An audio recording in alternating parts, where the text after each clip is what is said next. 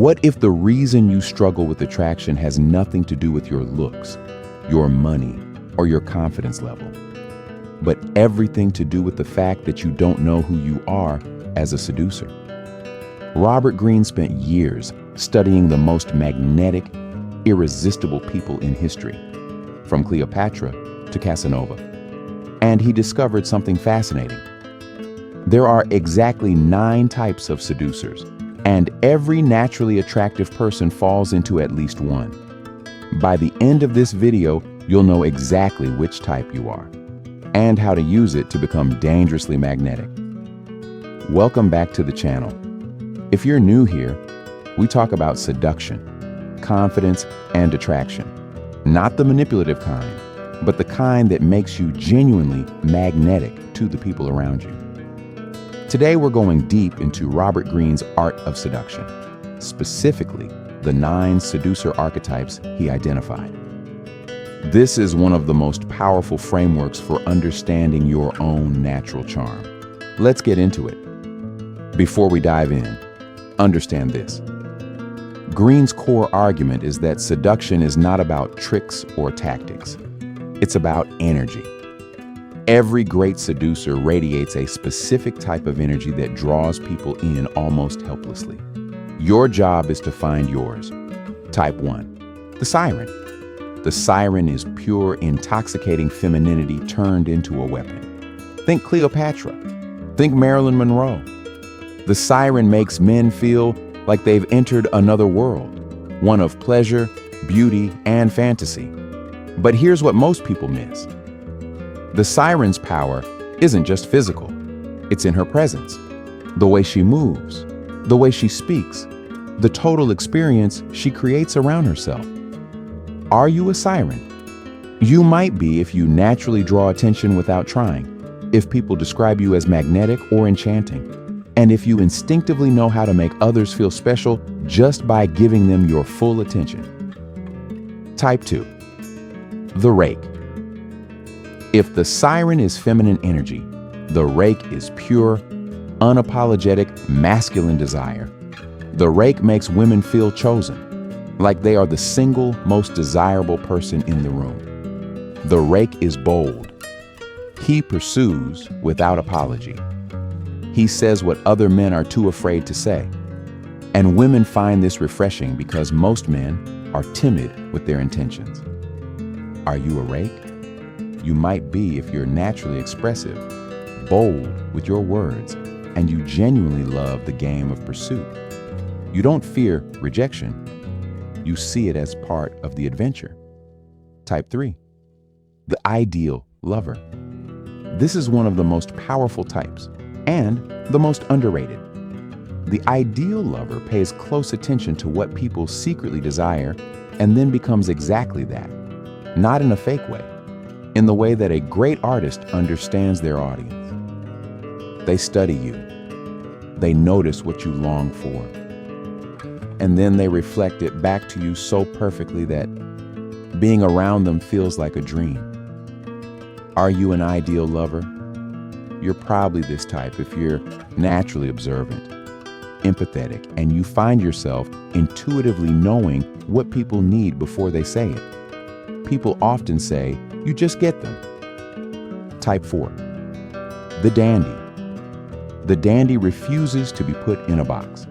They blend masculine and feminine energy effortlessly. And this androgynous quality makes them fascinating to almost everyone. Think David Bowie. Think Prince. They didn't follow the rules of how a man or woman was supposed to behave. And that freedom was deeply attractive. The dandy is an individual, an original, and in a world full of copies, originals are irresistible. Are you a dandy? You might be if you have a strong personal style. You've always felt slightly different from everyone around you, and you genuinely don't care about fitting in. People are either confused by you or completely obsessed. Rarely in between. Type 5, the natural. The natural has never lost their childlike energy. They are spontaneous, playful, and completely at ease with themselves. And that ease, that total comfort in their own skin, is magnetic. Adults spend their whole lives suppressing their natural instincts trying to appear mature. The natural never did that. And being around them makes other people feel free, like they can drop their guard and just be. Are you a natural? You probably are if people always say you're fun to be around, if you're genuinely playful and spontaneous, and if you find it easy to make people laugh and feel comfortable within minutes of meeting you.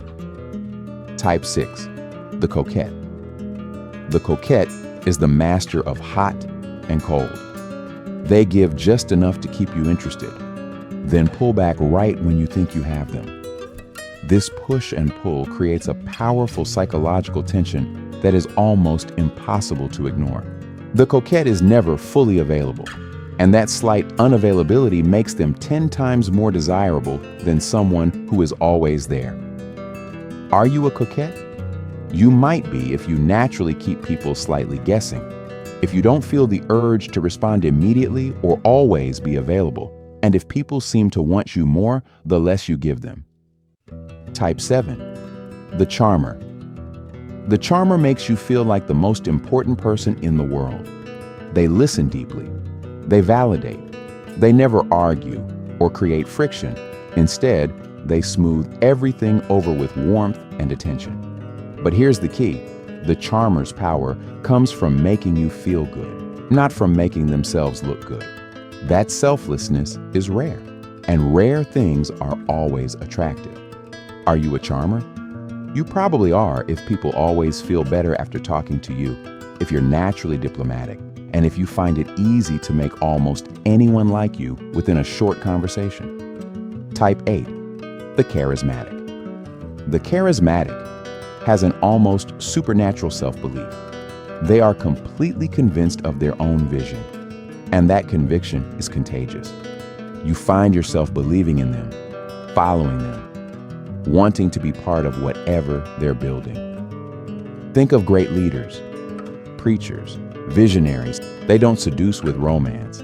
They seduce with purpose, and people will follow a person with purpose to the ends of the earth. Are you a charismatic? You might be if people naturally look to you for direction, if you have strong convictions and aren't easily swayed, and if your energy tends to shift the mood of any room you walk into. Type 9, the star. The star lives in a world slightly above everyone else.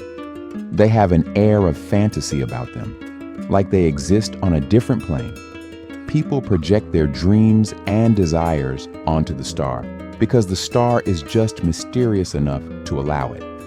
The star doesn't overshare, doesn't over-explain.